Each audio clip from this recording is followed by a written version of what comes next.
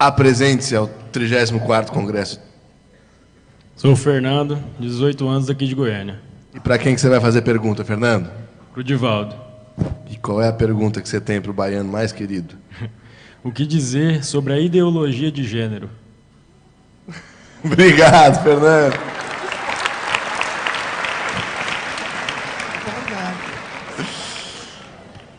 Pinga fogo, Di. Eu diria, em frase muito breve, que é um momento de alucinação psicológica da sociedade.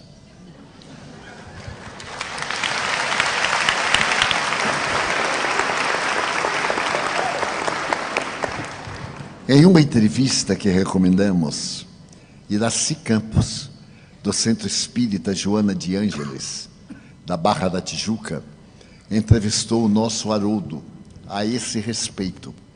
E as respostas, como as perguntas, muito bem elaboradas, propiciaram a Haroldo abordar a questão do ponto de vista legal, moral, espírita e social. Vale a pena, portanto, procurar na internet esse encontro de Iraci Campos com Haroldo Dutra. Haroldo disse, em síntese, eu peço licença a ele, que se trata de um momento muito grave da cultura social da Terra e que é naturalmente algo que deveremos examinar em profundidade, mesmo porque nós vamos olhar a criança, graças à sua anatomia, como sendo o tipo ideal. E a criança, nesse período, não tem discernimento sobre o sexo.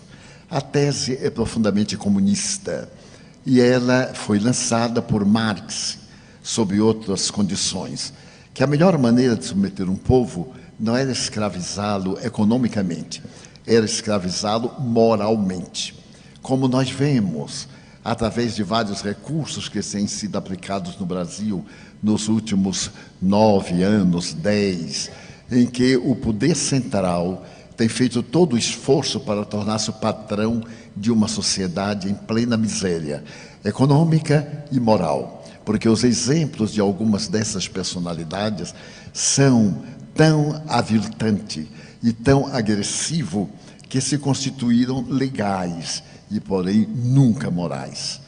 Todas essas manifestações que estamos vendo, graças à República de Curitiba, cujo presidente é o Dr. Moro, e deve ser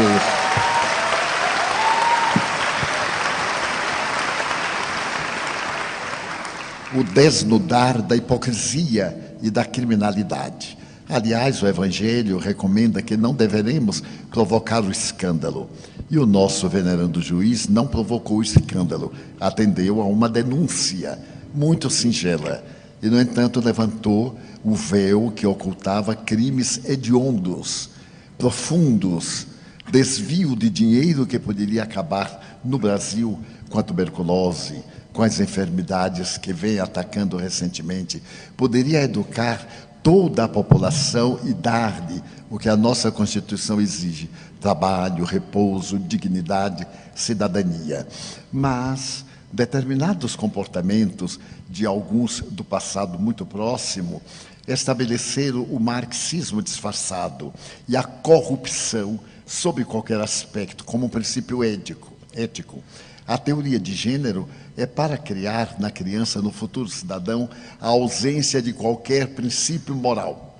Uma criança não sabe discernir, somente tem curiosidade. No mesmo banheiro, um menino e uma menina irão olhar-se biologicamente, sorrir e perguntar o de que se tratava aquele aparelho genésico, que é desconhecido. Então, nós devemos repudiar de imediato e apelar para aqueles em quem nós votamos, somos responsáveis, e gritar para eles que somos contra, totalmente contra, essa imoralidade ímpar.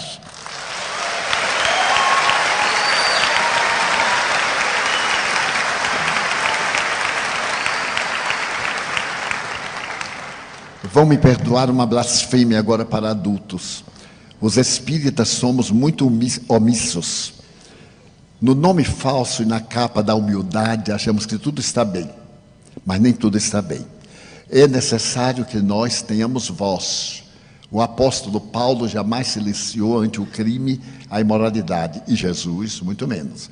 Ele deu a César o que era de César, mas não deixou de dar a Deus o que é de Deus. Muitas aberrações nós silenciamos.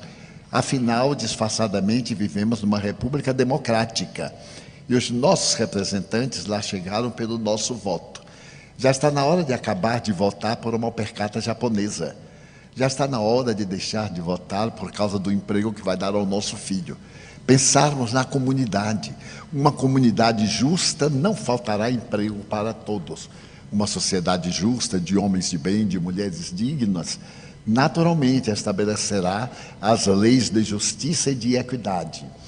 Então nós evitaremos essas aberrações. O aborto provocado, esse crime hediondo que está sendo tentado tornar-se legal, por mais que seja legal, nunca será moral. Não somos contra quem aborta por essa ou aquela razão. Falamos em tese, matar é crime, seja qual for a aparente justificativa. E agora, com a tese de gênero, estamos indiferentes. E de um momento para outro, pela madrugada, os nossos dignos representantes adotam.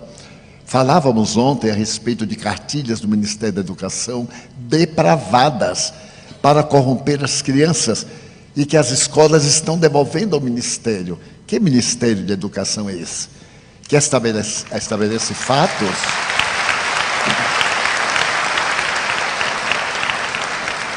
Deu uma indignidade muito grande. Os pais devem vigiar os livros dos seus filhos e, naturalmente, recusarem. Nós temos o direito de recusar. Nós temos o dever de recusar. Victor Hugo já nos falava há mais de 150 anos, um grande pecado é a omissão. E Kardec nos falou que não era nobre apenas não fazer o mal, porque não fazer o bem é um crime muito grande. Então precisamos ser mais audaciosos, espíritas, definidos, termos opinião. A doutrina nos ensina. E para os jovens, eu direi que há uma ética, liberdade. O sexo é livre, livre sim, mas ele não tem a liberdade de indignificar a sociedade. Poderíamos sim exercer o sexo, é uma função do corpo e também da alma, mas com respeito e com a presença do amor. Portanto, a teoria de gênero, jamais.